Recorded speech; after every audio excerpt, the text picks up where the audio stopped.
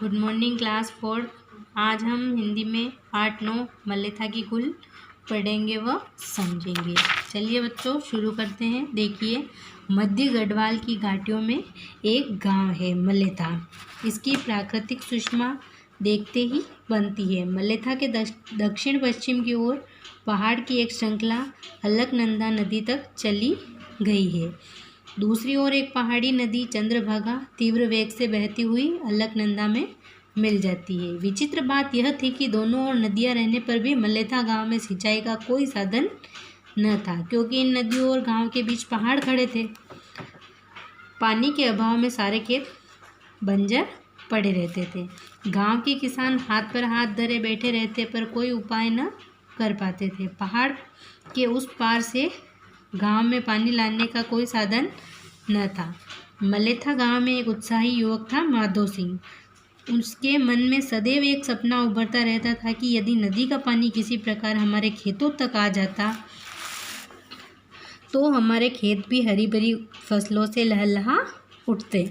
यह कार्य अत्यंत ही दुष्कर था, किंतु उसे पूरा करने के लिए माधो सिंह के मन में अनेक प्रकार के विचार उठते रहते थे। एक दिन माधो सिंह के मन में एक विचार कौंध उठा।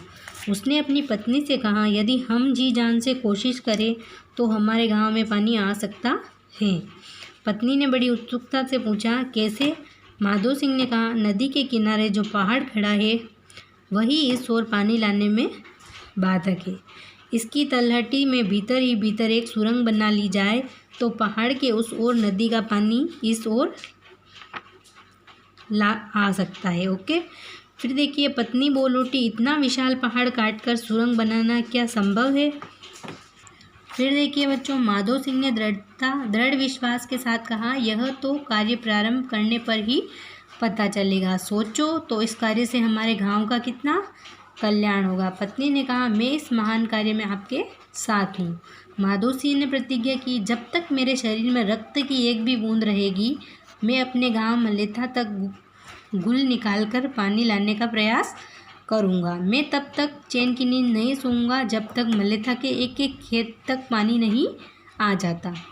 अपने स्वप्न को साकार करने के लिए माधो सिंह गेती फावड़ा लेकर इस भागीरथ प्रयास में जुट गया।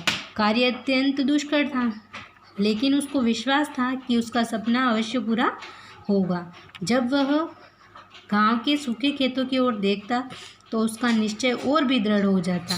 माधो सिंह चट्टान पर गेती जमाता और उस पर हथौड़े की चोट से चट्टान के टुकड़े जमीन पर आ गिर।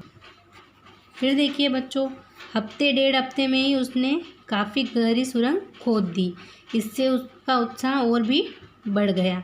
माधो सिंह के साहस और धैर्य को देखकर गांव के अन्य व्यक्ति भी इस कार्य में आ जुटे। उसने दिन रात एक करके कठोर पहाड़ को छेदकर गुल का निर्माण पूरा कर दिखाया। मल्लेथा की प्यासी धरती पर पानी बहने लगा।